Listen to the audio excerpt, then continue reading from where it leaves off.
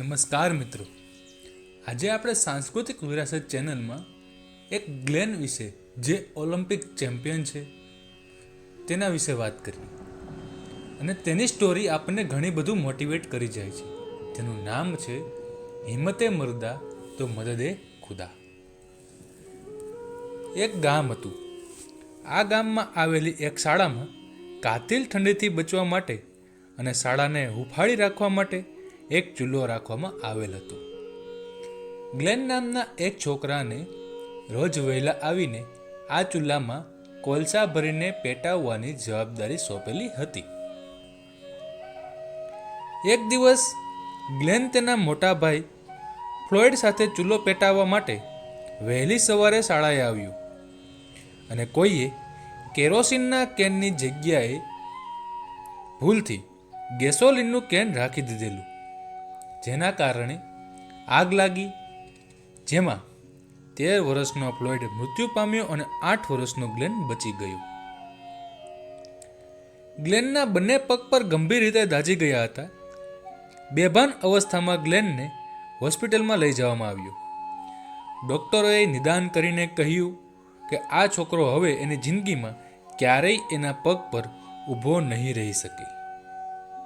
ગ્લેનનો કમરથી નીચેનો ભાગ સદંતર રીતે નિર્જીવ થઈ ગયો હતો. ગ્લેન ડોક્ટરની આ વાત સ્વીકારવા તૈયાર નહોતો. એને ભગવાન પર ખૂબ જ શ્રદ્ધા હતી. બીજાની મદદ વગર કંઈ જ ન કરી શકતા ગ્લેને એના માતા પિતાને કહ્યું, હું મારા પગ પર ચાલતો થઈશ, ભગવાન મને તે માટે મદદ કરશે. ગ્લેનને માતા પિતાનો સહકાર મળ્યો. એની માતા રોજ એના પગ પર માલિશ કરી આપતી. કલાકો સુધી એ અમુક પ્રકારની કસરત કરતો રહેતો. કોઈ પરિણામ ન મળવા છતાં નિરાશ થયા વગર એણે પ્રયાસ ચાલુ રાખ્યો. ઘરના ફળિયામાં પગ ઢસડીને ખેંચીને ચાલવાની શરૂઆત કરી. ધીમે ધીમે એની હિંમત અને મહેનતને લીધે એ લંગડાતા ચાલતા શીખ્યો. 2 વર્ષ સખત મહેનત બાદ એ પોતાના પગ પર ચાલતો થયો.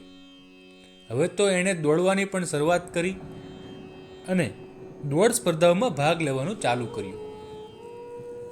25 વર્ષની ઉંમરે 1934ના ગ્લેન કનિંગહામે વિશ્વ ઓલિમ્પિકમાં માત્ર 4 મિનિટ 6 સેકન્ડમાં 1 માઇલ દોડીને વિશ્વ વિક્રમ બનાવ્યો. અને એ જ વિશ્વ વિક્રમ 1936માં એણે પોતાનો જ રેકોર્ડ તોડીને 4 મિનિટ અને 4 સેકન્ડમાં આ દોડ પૂરી કરીને નવો વિક્રમ સ્થાપ્યો, જે 1954 સુધી એકબંધ રહ્યો. આ ગ્લેનની વાતમાં આપણને એક વસ્તુ શીખવા મળે છે કે દ્રઢ મનોબળ હોય તો કંઈ જ શક્ય નથી. પોતાની જાત પરની શ્રદ્ધા અને હકારાત્મક વિચારસરણીથી માણસ જે ધારે તે કરી શકે છે. અમે તો રાખમાંથી બેઠા થવાના, જલાવો તમે તોય જીવી જવાના. આવા મોટિવેશનલ વાતો તેમજ વિડીયો જોવા માટે આજે જ સાંસ્કૃતિક વિરાસત ચેનલને સબસ્ક્રાઈબ કરી ચેનલ સાથે જોડાઓ.